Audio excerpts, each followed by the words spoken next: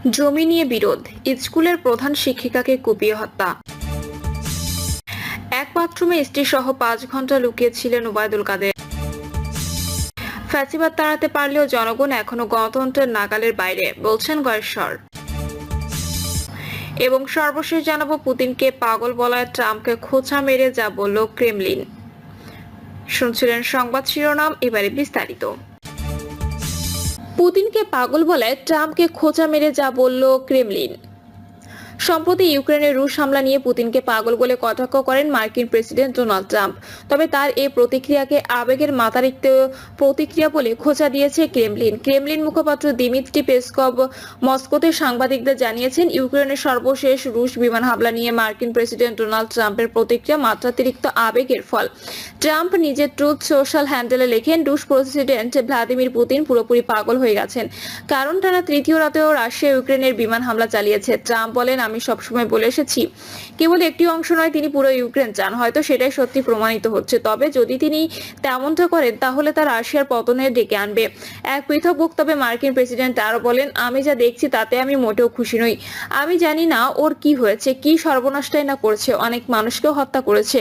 এটা আমি একদম পছন্দ করছি না। এর আগে ইউক্রেনের বিমান বাহিনী জানিয়েছে, রাশিয়া রাতভর 355টি ড্রোন ও 9টি খ-101 ক্রুজ ক্ষেপণাস্ত্র দিয়ে হামলা চালায়, যার মধ্যে তারা 288টি ড্রোন গুলি করে ভূপাতিত করেছে।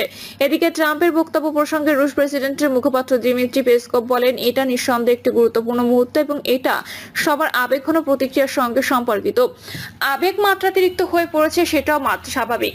মস্কো সব প্রতিক্রিয়া নিবিড়ভাবে পর্যবেক্ষণ করেছে উল্লেখ করে তিনি জানান, প্রেসিডেন্ট পুতিন রাশিয়ার নিরাপত্তা নিশ্চিত করার জন্য প্রয়োজনীয় সিদ্ধান্ত নিচ্ছে।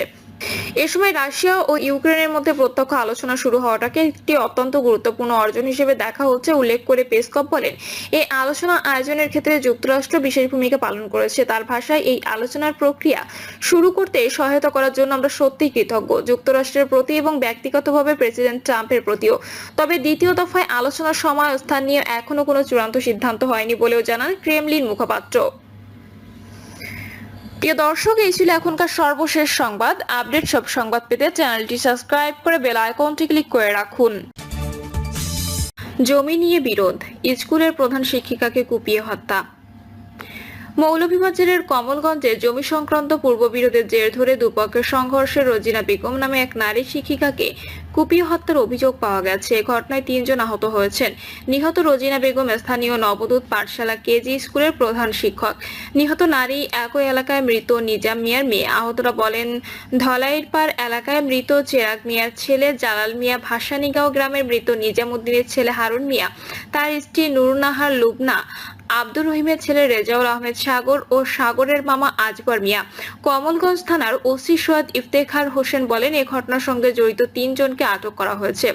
এ বিষয়ে মামলা প্রক্রিয়াধীন। মাধবপুর ইউনিয়ন পরিষদের স্থানীয় ইউপি সদস্য মোতায়ের আলী বিষয়টি নিশ্চিত করে বলেন, রোজিনা বেগম স্থানীয় একটি কেজি স্কুলের প্রধান শিক্ষকের দায়িত্বে ছিলেন।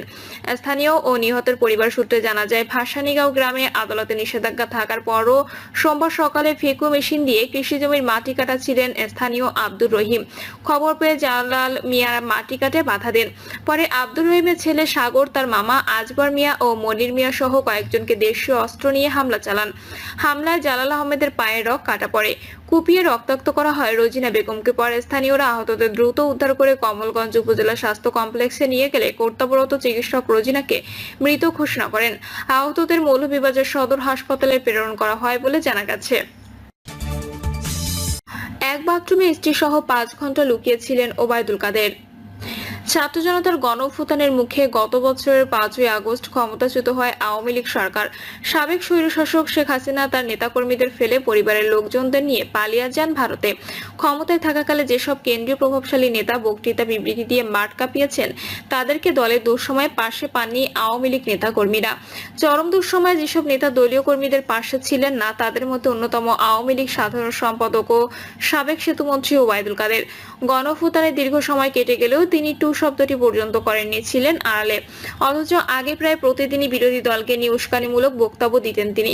সম্প্রতি ওবায়দুল কাদের মিডিয়ার সঙ্গে কথা বলেছেন। ভারতীয় গণমাধ্যম দ্য ওয়ালের এক্সিকিউটিভ এডিটর অমল সরকারকে দেওয়া ওবায়দুল কাদেরের এক সাক্ষাৎকার সোশ্যাল মিডিয়ায় ভাইরাল হয়েছে, যেখানে তিনি জানিয়েছেন জনতার ক্ষোভ থেকে বাঁচতে তিনি স্ত্রী সহ এক বাথরুমে 5 ঘন্টা লুকিয়েছিলেন। 5ই আগস্টের পর কতদিন দেশে ছিলেন এবং পরে কিভাবে পালিয়েছেন সেটিও বেরিয়ে এসেছে ওই সাক্ষাৎকারে। ওই ভিডিওতেও ওবায়দুল কাদের 5ই আগস্টের উত্তাল দিনের কথা জানিয়ে বলেন, সংসদ এলাকায় আমার নিজের বাসাকে এড়িয়ে পার্শ্ববর্তী আরেকটি বাসায় আশ্রয় নিয়েছিলাম।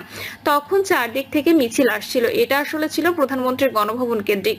আমি যে বাসাটায় ছিলাম তারা সে বাসাতেও হামলা করে।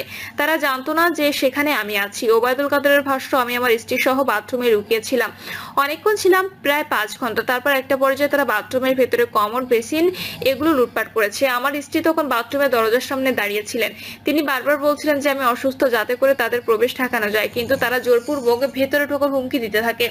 বাথরুমে কি আছে তা লুট করতে চায়। এই অবস্থায় আমার স্ত্রী আমাকে জিজ্ঞাসা করে কি করব। আমি বললাম দরজা খুলে দাও। ওবায়দুল কাদেরের ভাষায় এরপর 7-8 জন যুবক ভেতরে ঢোকে এবং তারা অত্যন্ত আক্রমণাত্মক ভঙ্গিতে আচরণ করতে থাকে। হঠাৎ তারা আমার দিকে তাকিয়ে বলে, নেতৃত্ব চলে গেলেন, আপনি যাননি কেন? আমি তখন কিছু বলতে যাচ্ছিলাম, কিন্তু এর মাঝেই তারা আচরণ পাল্টে ফেলে। কেউ একজন বলে, আপনার ছবি তুলবো। তারপর শুরু হয় ছবি তোলা। কেউ কেউ সেলফিও নেয়। ধারণা করি এদের মধ্যে অনেকেই আমাকে চিনত। তিনি জানান, ঠিক কী কারণে প্রথমে তাদের মধ্যে এত আক্রমণাত্মক মনোভাব ছিল আর কেন হঠাৎ করে সেই আচরণ শীতল হয়ে গেল তা তিনি বুঝে উঠতে পারেননি। আচমকাই তারা ঠান্ডা মাথায় কথা বলা শুরু করে। তাদের মধ্যে একটা গ্রুপ তখন চাইছিল তাকে রাস্তায় নামিয়ে সেনাবাহিনীর হাতে তুলে দিতে, আবার কেউ কেউ চেয়েছিল জনতার হাতে তুলে দিতে। এই পরিস্থিতি তার মনে গভীর চাপ ও মানসিক ভাঙন সৃষ্টি করে। এরপর তারা তাকে একটি শার্ট, লাল পতাকা সংবলিত ব্যাজ এবং মুখে কালো মাস্ক পরিয়ে সংসদ এলাকা থেকে গণভবন অভিমুখে বড় রাস্তায় হাঁটিয়ে নিয়ে যায়। হঠাৎ কোথা থেকে একটি খালি ট্যাক্সি বা ইজি বাইক এসে হাজির হয়। সেই মুহূর্তে রাস্তায় কোনো গাড়ি ছিল না। তিনি মনে করেন এটি হয়তো তার ভাগ্যের বিষয় ছিল। এক প্রশ্নের জবাবে স্বৈরাচার হাসিনার অন্যতম এই সহযোগী বলেন, তাদের মধ্যে 2 জন তাকে ও তার স্ত্রীকে সেই গাড়িতে তোলে এবং পথে যেতে যেতে চারপাশে চেকপোস্ট ও লোকজনকে উদ্দেশ্য করে বলে, চাচা চাচি অসুস্থ, হাসপাতালে নিচ্ছি, বিরক্ত করবেন না। এইভাবেই তারা তাকে অনেক দূরের একটি জায়গায় নিয়ে যায়। তিনি বলেন, ভাবতে পারেনি যে তারা কয়েক মিনিট আগে বাথরুমে জোর করে ঢুকেছিল, তারাই আমাকে এভাবে রক্ষা করবে। সেদিন বেঁচে যাওয়া ছিল একেবারে অপ্রত্যাশিত। এটা ছিল পরম সৌভাগ্যের ব্যাপার। এটাই সবচেয়ে গুরুত্বপূর্ণ। তবে সেখান থেকে পালিয়ে গেলেও পরবর্তী 3 মাস দেশেই ছিলেন ওবায়দুল কাদের। ফন্দি আর ছিলেন দেশের শ্রমিক অসন্তোষ ও বিক্ষোভকে কাজে লাগিয়ে আবারও রাজনীতিতে সক্রিয় হওয়া। ফ্যাসিবাদ তাড়াতে পারলে জনগণ এখনো গণতন্ত্রের নাগালের বাইরে, বলছেন গয়েশ্বর। স্বৈরাচার পালিয়ে গেলে ও দেশে এখনো গণতন্ত্র প্রতিষ্ঠিত হয়নি বলে মন্তব্য করেছেন বিএনপির স্থায়ী কমিটির সদস্য গয়েশ্বর চন্দ্র রায়। তিনি বলেন, দেশে গণতন্ত্র প্রতিষ্ঠায় নির্বাচন গুরুত্বপূর্ণ। গয়েশ্বর বলেন, ফ্যাসিবাদ তাড়াতে পারলেও জনগণ এখনো গণতন্ত্রের নাগালের বাইরে। বিএনপি এখনো গণতন্ত্রের লড়াইয়ে আছে। জনগণের ভোটাধিকার প্রতিষ্ঠার মাধ্যমে তা প্রতিষ্ঠা করা হবে। তিনি আরো বলেন, গণতন্ত্র এখনো আলোর মুখ দেখেনি। গণতন্ত্রের লড়াইয়ে বিগত দিনে খালেদা জিয়ার বিরুদ্ধে অনেক মিথ্যা মামলা করা হয়েছিল, তাকে হত্যার চেষ্টাও করা হয়। তারপরও তিনি ফ্যাসিবাদের বিরুদ্ধে লড়াই করেন। ভারপ্রাপ্ত চেয়ারম্যান তারেক রহমান দেশের বাইরে থাকলেও সবসময় নেতাকর্মী ও জনগণের পাশে থেকেছেন।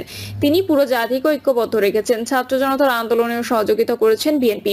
গয়েশ্বর বলেন, 17 বছর দেশে সুষ্ঠু ভোটের মাধ্যমে জনগণের ভোটাধিকার প্রতিষ্ঠায় বিএনপি আন্দোলন সংগ্রাম করেছে। জুলাই আন্দোলনে ছাত্রদের পাশাপাশি বিএনপির ভূমিকার কথাও তুলে ধরেন তিনি।